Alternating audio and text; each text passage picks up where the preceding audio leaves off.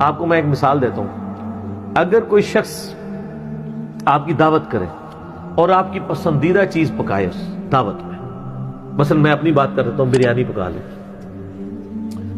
تو، اور میں نے صبح ناشتہ بھی ہلکا کیا ہو، دن کو میں کھانا نہ کھاتا ہوں اور ڈنر میرا بریانی کا ہو، اور جیسے ہی میں اس کی بیٹھک میں انٹر ہوں بریانی کی خوشبو محلے سے ہی گلیوں میں ہی آنا شروع ہو جائے، تو بس صرف بریانی شریف کے سامنے آنے کی دیر ہے، پھر ایک میں ایک تو باقی سارے فٹے ہوں، یہی ہوگا نا؟ اچھا، لیکن بریانی کھانے سے ایک منٹ پہلے ایک کلین شیو بندہ میرے کان میں آ کے کہ یہ جو 10 داڑھی والے ہیں جو آپ کے بڑے معتقدین ہیں، آپ سے بڑی محبت کرتے ہیں، آپ کو اپنا بزرگ سمجھتے ہیں، انہوں نے اس بریانی میں زہر ڈالا ہے، تو میں کیا اس کلین شیو سے کہوں گا تم نے داڑھی نہیں رکھی، میں تیری گالی نہیں بننی، ہائے داڑھی تو پہلے پوری کر، ہوگا ایسے؟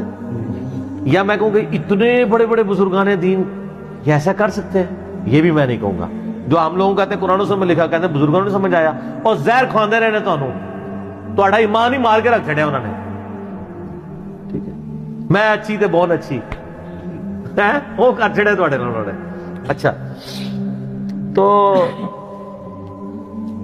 وہ 10 کے 10 بزرگان دین وہاں قرآن میں بھی قسم آپ کو دے دینا کہ سر ہم قسم دیتے ہیں، ہمارے کہنے پہ آپ کھا لیں، اس میں زہر کوئی نہیں ہے، ہم گارنٹی دیتے ہیں، آپ کسی کی گارنٹی نہیں مانیں گے. اور دوسرا یہ ہوگا کہ آپ کی بھوک بھی مر جائے گی، مرے گی کہ نہیں؟ کیونکہ جان کی پڑ جائے گی. اچھا، وہ جب آپ کی بھوک مرے گی تو کیا اس بریانی کی خوشبو آپ کو لبھا رہی ہوگی؟ تھوڑی دیر پہلے لبھا رہی تھی، اس لیے کہ اس کے اندر چھپا ہوا عذاب آپ کے سامنے آ گیا. تو جس کو اللہ تعالی کی نافرمانی کے کاموں میں، گناہوں میں جو لذت ہے بریانی والی، اس لذت میں چھپا ہوا عذاب جو بریانی میں زہر کی شکل میں ہے نظر آ جاتا ہے، سر اسے کوئی اثر نہیں کرتی بریانی کی خوشبو. اور یہی ہوتا ہے کہ جو صحابہ کرام یا اہل بیت یا جو نیک لوگ تھے وہ گناہوں سے بچا کرتے تھے. معصوم تو نہیں ہوتے تھے لیکن کافی درجے تک محفوظ ہو جاتے تھے.